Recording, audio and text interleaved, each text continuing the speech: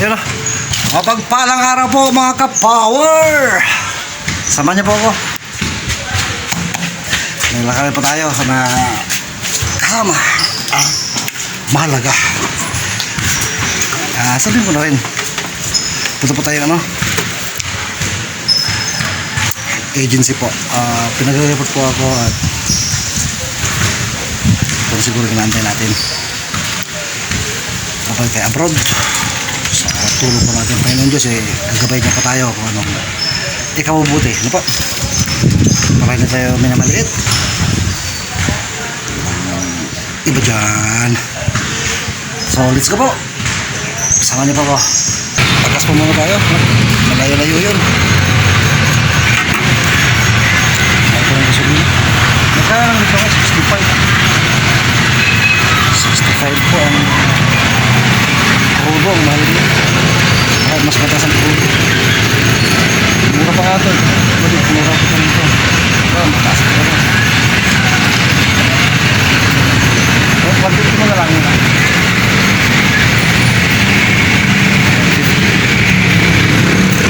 Ito lang. Lakas tayo. So, let's go. Masakyan. Init kasi siguro past 11 ng umaga, tanghali na po.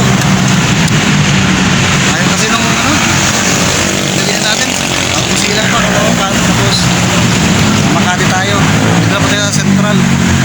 Siguro tansya ko po mga 1 PM darating tayo doon sa ating destinasyon na agency. Kaya po Templo Central.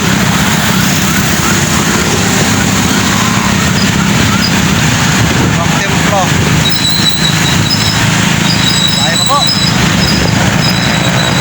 CAM, my beloved CAM Central. See you later mga ka-power. East Avenue. Ayan po ang East Avenue Medical Center. Diyan po pinanganak si Alex.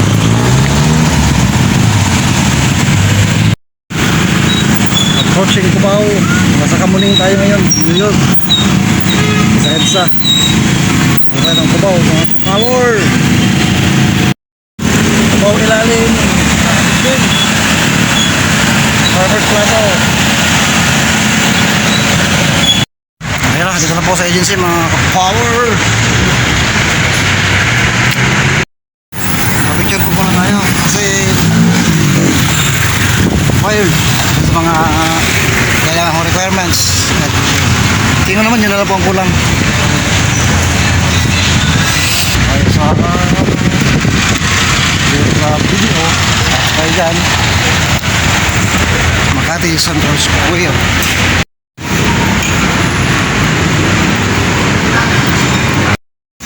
Yun, dito tayo Tronics. Wala po. Ma'am po yung kukuha ng pics natin. Nahiya ako sa pan. Sige sir, pwede po tayong mag-suit po dyan sir. Yung... kung anong suot na damit. Dito? Yes po. Coat po sir. Suits. Yan po, i-edit ko anong gusto mong suot mo. Ayos ko pa yung cover. Green screen. Ayun sino kaya yung nasa video? Lo. Okay na po, makakapag-fix na po tayo pero so far so good. Mamaya pa po makukuha yung yung mga need natin QR soft copy kasi wala po yung talagang kakalikot ng kanilang system. Pero may receipt na po tayo. Babalikan po natin mamaya. Alright, palabas na po tayo sa Makati. Makati pangalan nito. Yun, pangalan. Makati Central Square pala. Makati Central Square, may laging pa po doon.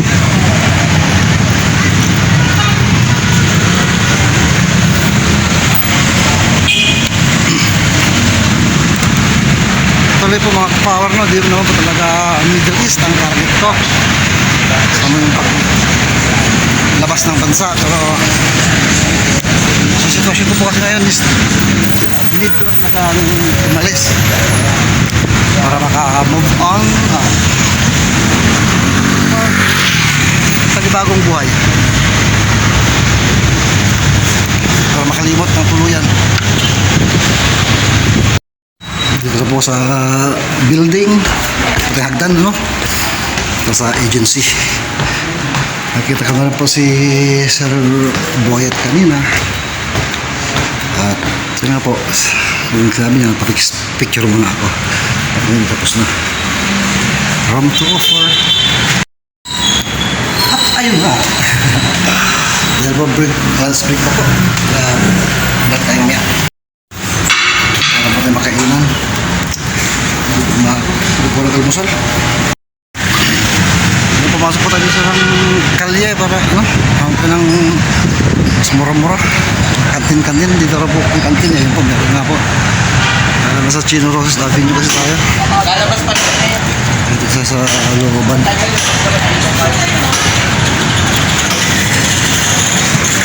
Ayun nga po. Kaya naman tayo kante. Bago tayo kumain. Pagod. Yung agency naman po is maya-maya. Yan po yung kantin. Yung Chino Roses Avenue sa labas. Walter Mart. Ayan po, may dispenser pa sila. Kaso, laki na po na ito. Ano po ito, mula sa amin, duman po ng Commonwealth. Lagpas ng SM interview, Commonwealth, tapos doon ng New Era, Kamuning, tapos EDSA. Along EDSA, doon daan itong yung avenue na yan, Chino Roses. Kaya kumanan ako galing EDSA. Dito na po yung agency, mga 300 meters from EDSA. At ito na po, mga ka-power na. Resulta ng aking pag-report sa agency. Nakita ko na po yung kontrata ko. Address. Ito na po.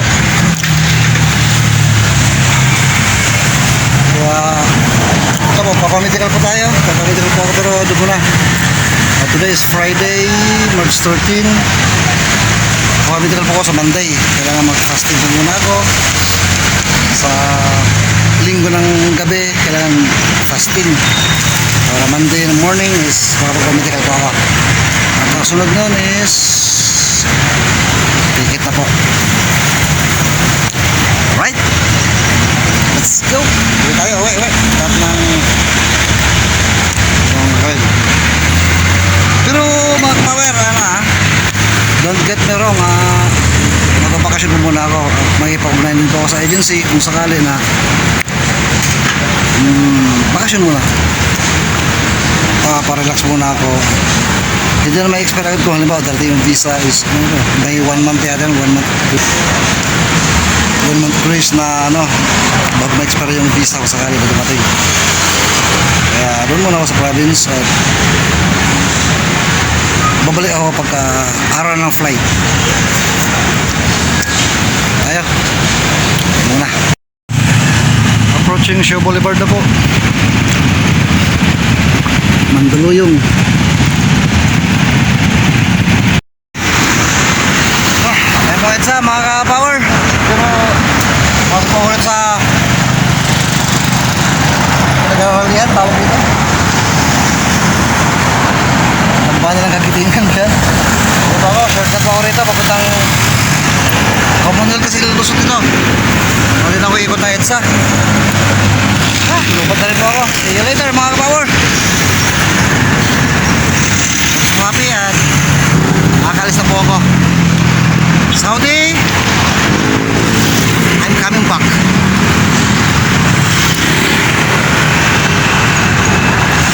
Ito na po, ticket na po natin, no? Tara po, sama niya ako. See you later. Pagkasunod tayo mga ka-power. Maubusan na ng gas. Bayan kasi nun, manalo nun. Pauwi na tayo dito sa North Fairview ngayon. May... Lagi sa Lamestro.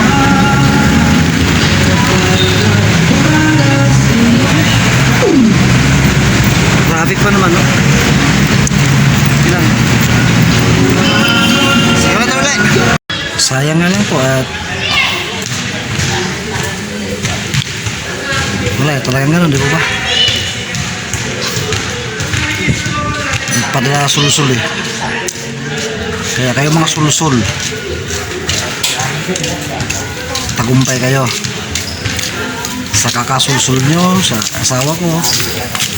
At katagalan nadala siya sa mga sul-sul ninyo, naniwala siya sa mga turo nyo, sa mga payo nyo na ganito, ganyan. Naniwala siya, pinaniwalaan niya kayo, kaya nanalo. Kaya congrats at may nasira kayong pamilya. Sana malugod sa inyo nasa taas kung yan ang purpose nyo sa buhay.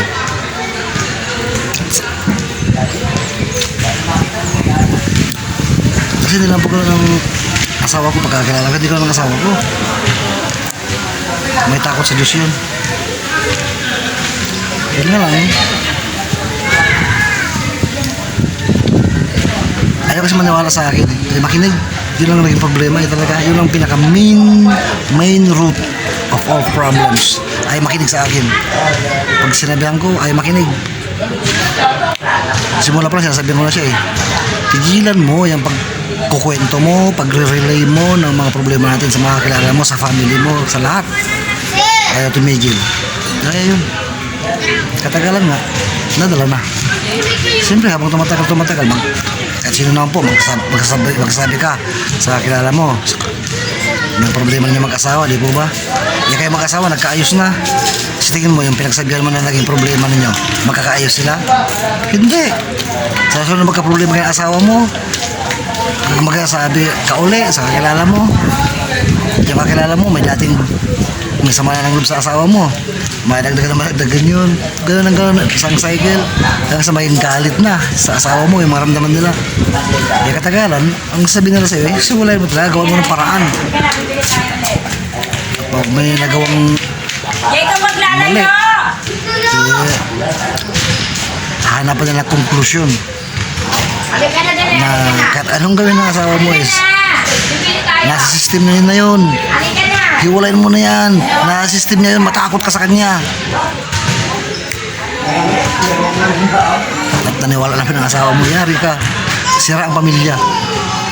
Kaya sa mga nagsulusol sa asawa ko, sa mga nagturo na kung ano-ano man, sa mga nagpayo na mga payong demonyo na yan, ewan mo lang. Salamat.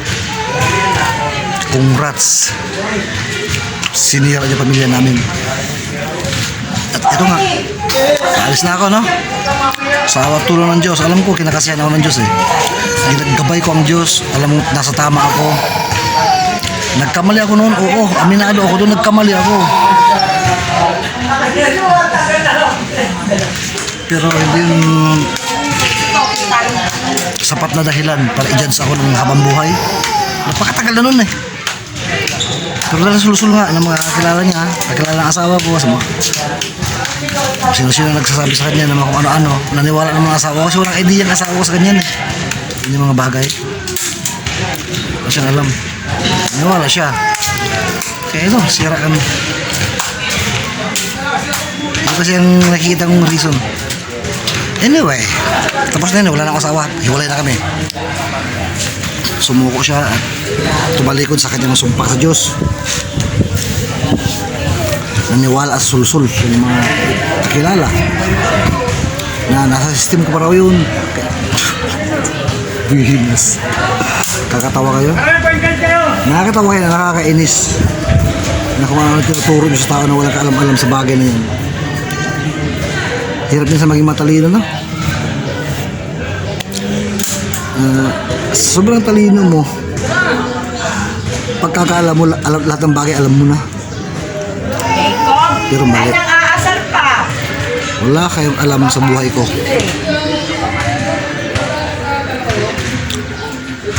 Buti pang mga ka-power natin naiintindihan ako. Kaya sa inyo pong lahat, mga power, power lang. Laban tayo sa hamon ng buhay, sa lahat ng klase ng pagsubok sa buhay. Sama-sama po tayo. Salamat po sa gabay, payo, prayers para muli ako makabangon. Wala pa akong masabi. Hindi, salamat. Napakalaking pasasalamat po. Kung makikita ko po lang kayo lahat Kung makikita ko lang kayo lahat, mga powers, at kaya ko kayong yakapin lahat. Yakapin ko kayong lahat na mahigpit. Hindi kayo bumitaw. Naniwala kayo sa akin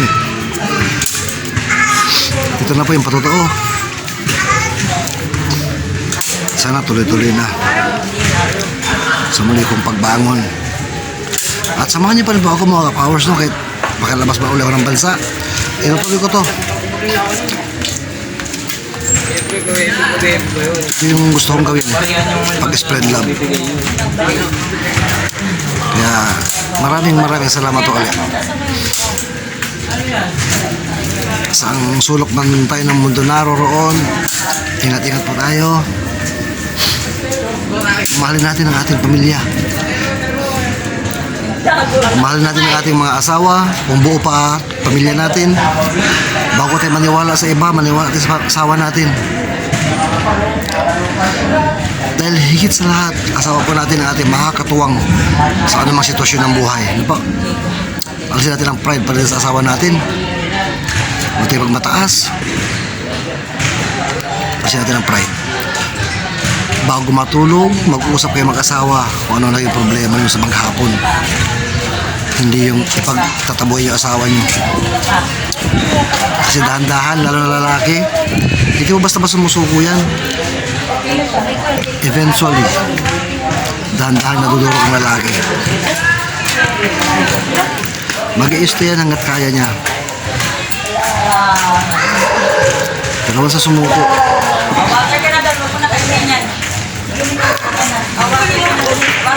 wala na pong pag-asa. Not unless kayo ang gumawa ng paraan. Sa mga bayan, not unless kayo ang gumawa ng paraan para magkaayos kayo uli. Makarealize kung may mali kayo, marealize nyo mali nyo. Kasi hindi basta-basta sumusuko mga lalaki ka-power. Kapag may nagawa kayong mali, gagawin nyo lahat para i-explain sa'yo kung ano mali. Kahit pa ulit-ulit yan, gagawin niya ulit. Huwag lang talagang susukdulan na po. Tsaka yung mga problema niyo mag-asawa, huwag niyo may pagkakalat. Huwag niyo sasabihin sa mga ibang tao. Kahit sa pamilya niyo pa, huwag niyo sabihin. Kasi tulad ng sabi ko, maiipon at maiipon yung sama ng loob kung ano galit nila sa asawa nyo. Hanggang sa wala na. Seldom, constant na ba sasabi nila sa'yo na hiwalayan mo lang, hiwalayan mo yan, iwanan mo yan, iwanan mo yan. Masira pamilya nyo. Basta, ganyan. Sa ngayon po, masayang-masaya ako, no? Dito na po, salamat po, Diyos ko. Thank you, Lord. Salamat po mga ka-powers. Ang buhay ay parang gulong na talaga. Minsan nasa ilalim, minsan nasa babaw. Huwag lang flat. So hanggang sa muli po, basta spread lang. Good vibes tayo araw-araw. God bless us all. I love you all po.